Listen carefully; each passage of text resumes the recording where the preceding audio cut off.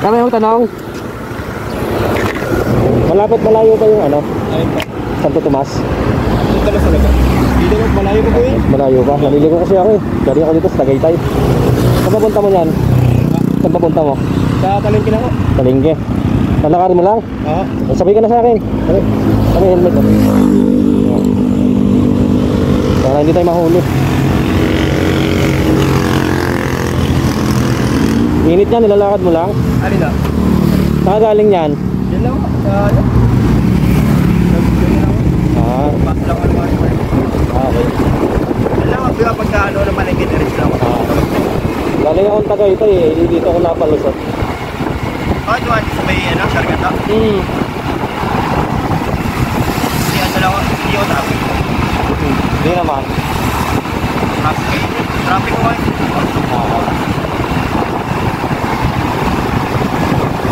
Malayo-layo ba ano? Hindi, malapit ako. Pagkalampas mo po ng palengke. Yan ako. Direct lang. Pagka ano, bakit Santo Tomas? Ako ba sa Santo Tomas? Sa may palengke lang. Diretso lang ako.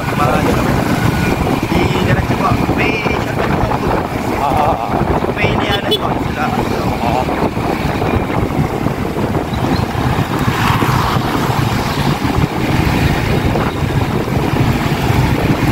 Bale, tagasan ka?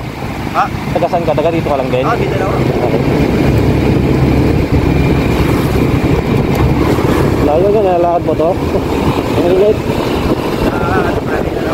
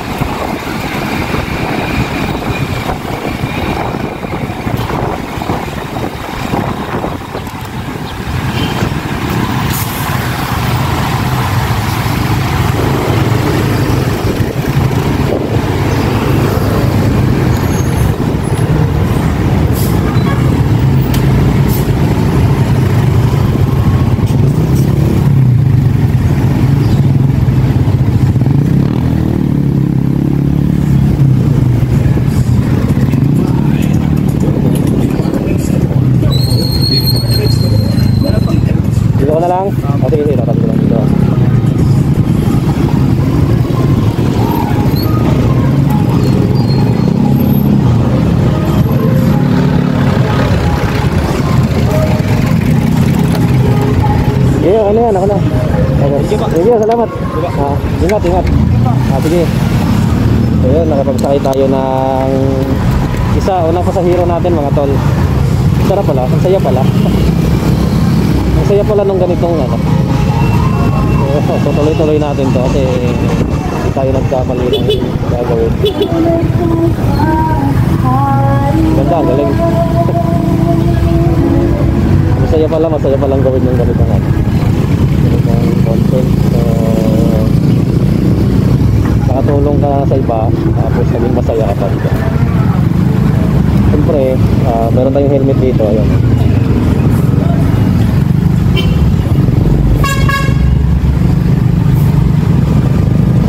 Traffic.